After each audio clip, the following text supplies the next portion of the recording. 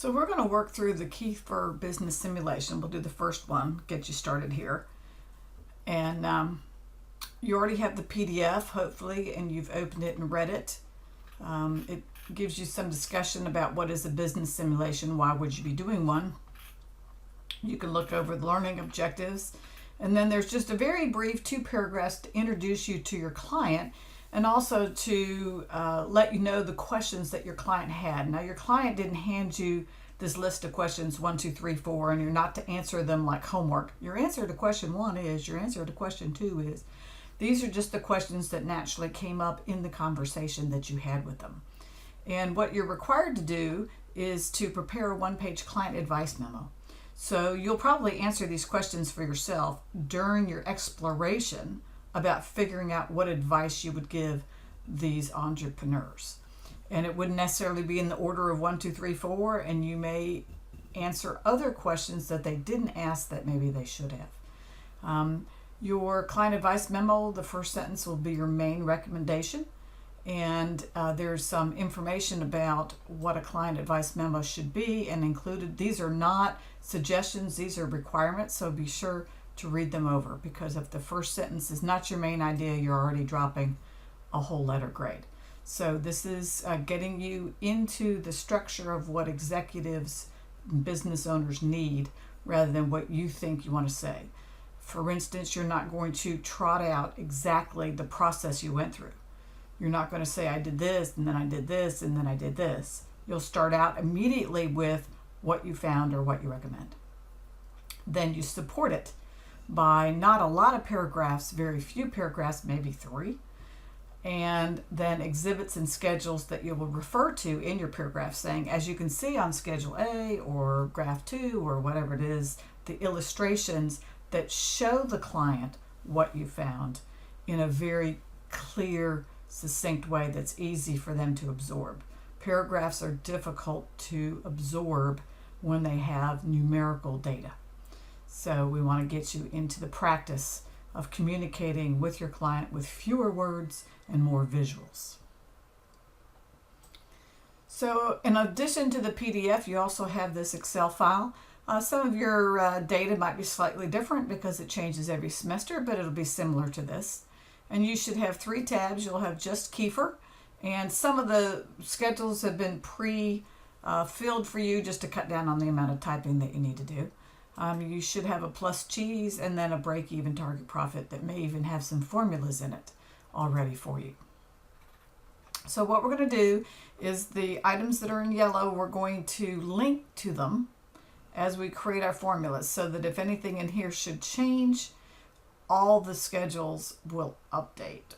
And so that'll be real important. We're not going to use Excel like a typewriter. We're not going to type in any of this data that introduces errors in typos, but it also prevents the client and you from doing sensitivity analysis by changing any of the inputs and seeing how the outputs respond. So the first thing we're going to do is create a budget. I think the client just wanted 6 months. I took this out to a year just because it's so easy to copy the formulas all the way across, and I wanted a slightly longer time frame. You could go out further than a year if you liked. And then down below it, once we've created the budget and we've figured out the cost per unit, we then can create an income statement. Notice I have 2 different formats here. I have a traditional income statement and a contribution margin income statement. And you can review both of them. You're going to create both of them. And you can decide which one your client would understand the best or that might be the most useful in explaining whatever it is you find to your client. So they're just down both below.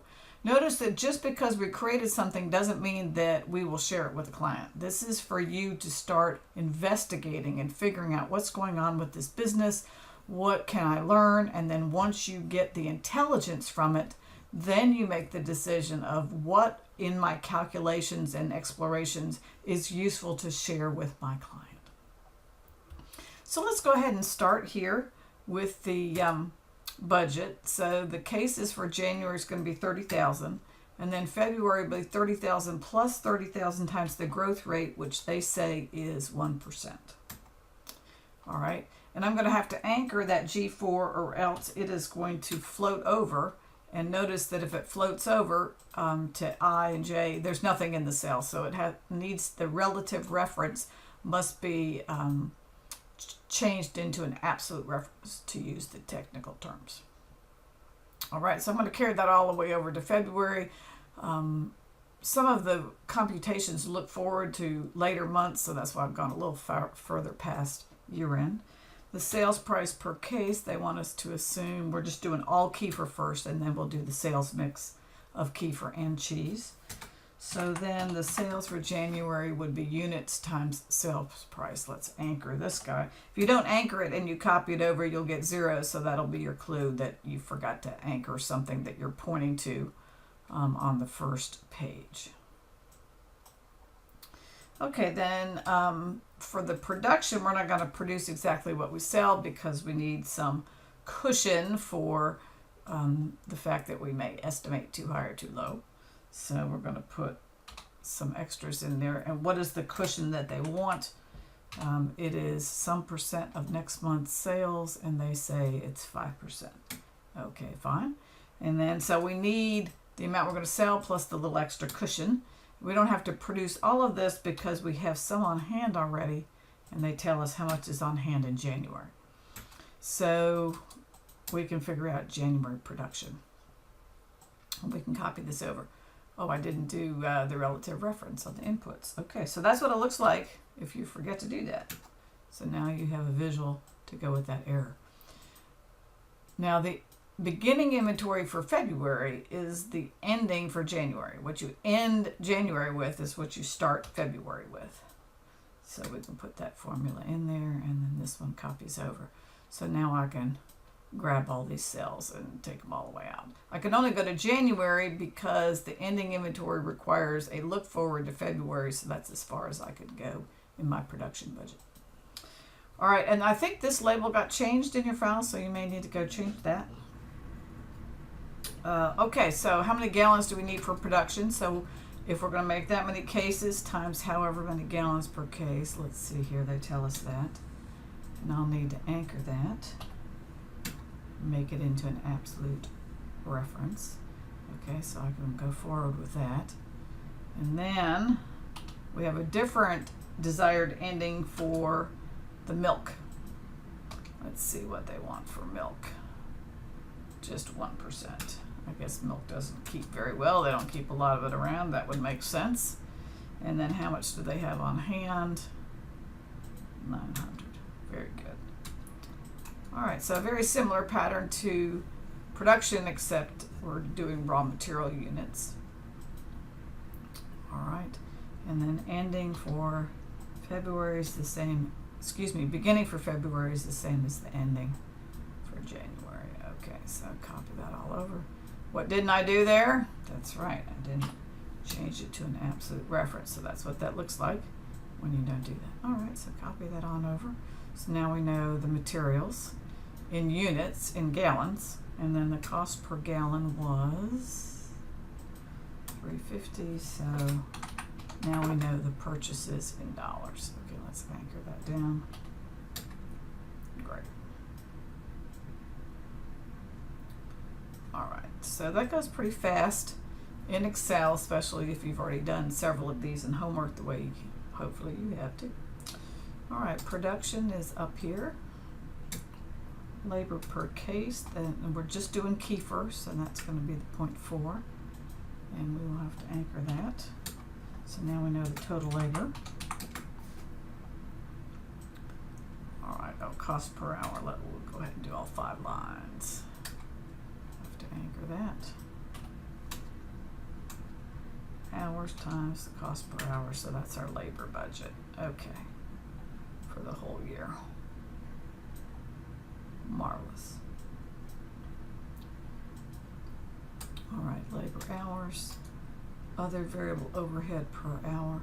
Notice I am presuming you have already read this case and reviewed the material. So if that's not true, I'm going way too fast for you and you're not following. So then you can go back and read the case first so that you'll have some idea what I'm doing and why I'm multiplying the 150 times labor hours, for instance. I've already read that budgeted other variable overhead is per labor hour. So obviously I need labor hours, which I can only get by doing the budget. Supplies is per case, not per labor hours. So and that's because I've already reviewed the case. Let's see, supplies for kefir beverage per case. All right, and how many cases am I producing? That's up here. So then I can multiply that out. Fixed overhead they give you. Okay. All right, and total overhead is going to be the other variable plus the packaging plus the fixed. All right, did I anchor everything that needed anchoring?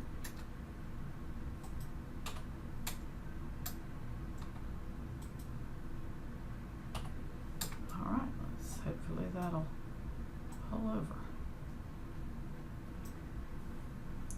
All right, very good.